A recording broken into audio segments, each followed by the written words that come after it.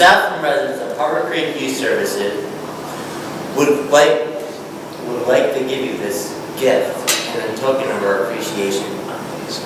For us, you have been a shepherd, a friend, and a spiritual father, most of all. And we really thank you for being there for us, and supporting us, and encouraging us, and most of all, praying for us. We are very lucky to have you, and may God bless you. Thank you.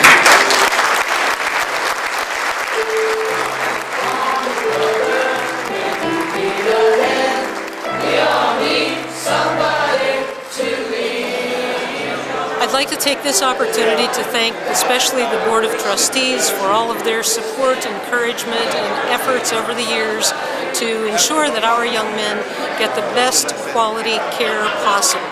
And thank the staff and the administration for the excellent job they do, and our young men for being open and for working hard and becoming productive, contributing members of our society and our communities. Thanks, congratulations on 100 years, and may we be here 100 years from today. One day our Lord was talking to his fishermen disciples, big, strong guys, and he said to them, "Distill information that you are the light of the world." And they said, "What? We, the light of the world? That can't be. We're still information. We're just simple fishermen." But he said, he repeated it, "You are the light of the world. And I say to you and your other residents, you too are lights of the Lord." And I'm going to give you this cross, which I hope you can put up in one of the buildings there. Let the light of Christ shine through you. And let your own personal gifts and talents shine forth. So I say, let your light shine. We are proud of you.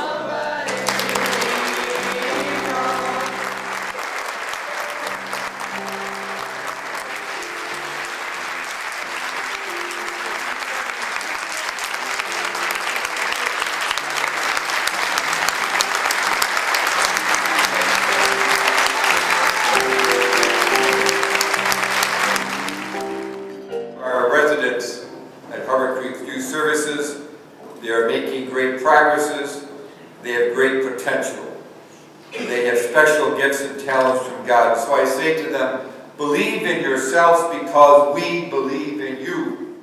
In a special way, I want to acknowledge County Executive Barry Grossman. You're a great pinch hitter. I've never met Secretary Alexander, but we're glad we have you with us today.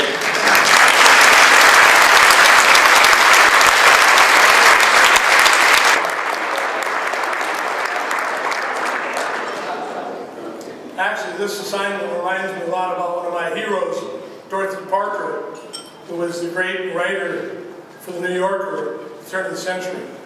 She had some great quips, some of which I can't use in mixed company.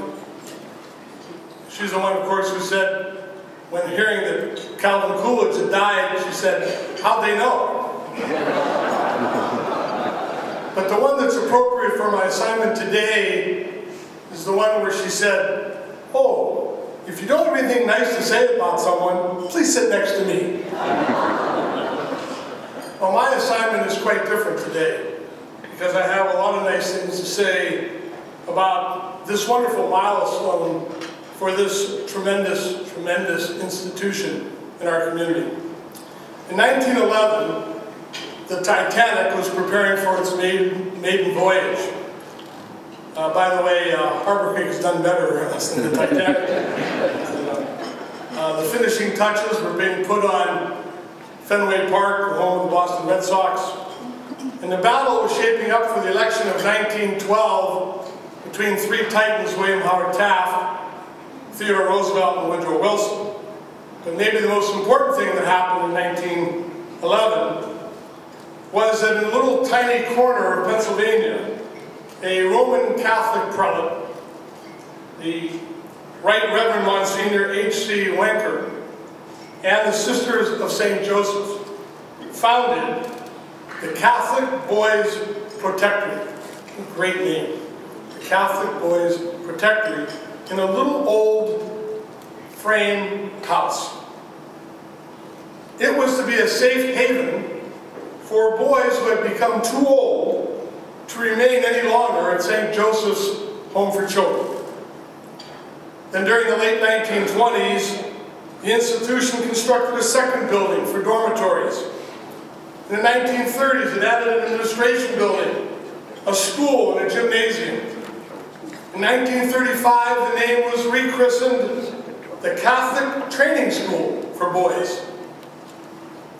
From 1951 to 1957, many vibrant projects were undertaken. The old frame house that we talked about was replaced with home-like residential quarters, including a kitchen and a laundry, then a chapel and a garage, and a workshop and a swimming pool, and another new name, the Harborcreek School for Boys. You must have spent a lot of money in stationery over the years, John. The 1970s brought a new mission, and the 80s, called the Intensive Treatment Dimension. This prompted the organization to purchase and establish group homes throughout our county. And this spurred the addition of intensive treatment units everywhere around the area and even outside the county. By 1985, the Harborcreek School for Boys became, as it is known today, Harborcreek Youth Services.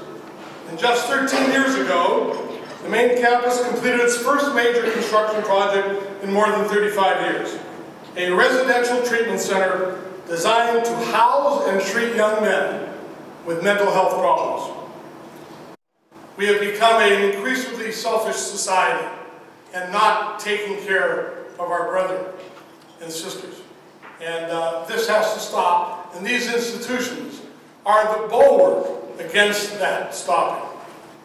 Since becoming county executive, I have been a witness, up close and personal, to all the fine services provided to the most fragile and disenfranchised among us. And I shudder to think what our landscape would be like without the vast religious, nonprofit network that serves all of us so well. I'm constantly amazed at how many good people are out there working hard, and you know what? Not working for the buck, working for people. I'm particularly struck by the amazing works of charity conducted by the Sisters of St. Joseph, the Benedictines, and the Sisters of Mercy. These religious women are a true tour de force.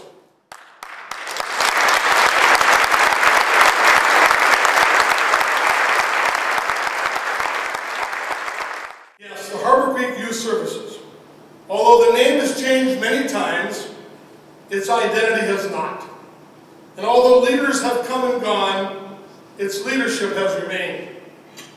And although its buildings have been erected and raised over and over again, its foundation has stayed strong and indestructible.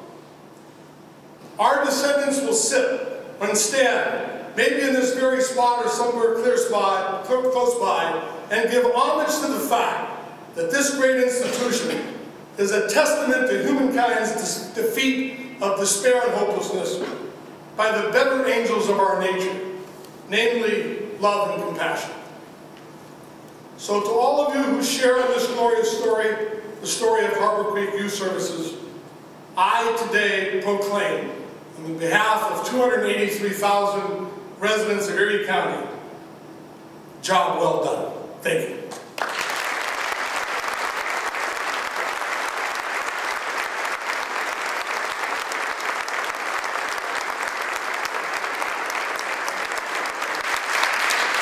I thank our county executive and all the county and state agencies represented, and I thank you for the guidance and help that you give to Harborcreek Youth Services. We can all be justly proud of Harborcreek Youth Services, their commitment to the sanctuary model of creating a safe, peaceful, productive environment for our young men. And for 100 years, Harborcreek Youth Services has passed on values and vision, has passed on healing and hope to our young men.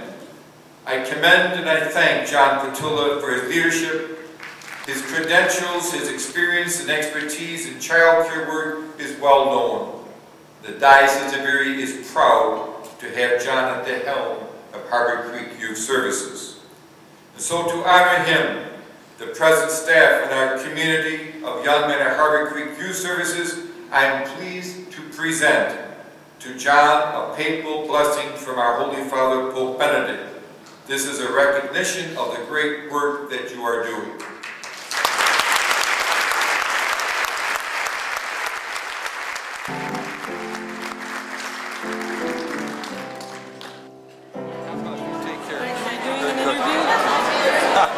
Actually, the staff makes a lot of decisions. Thank you.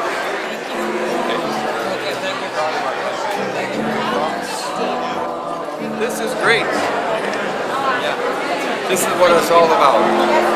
You had that pizza right now, pay for it. I think about $300.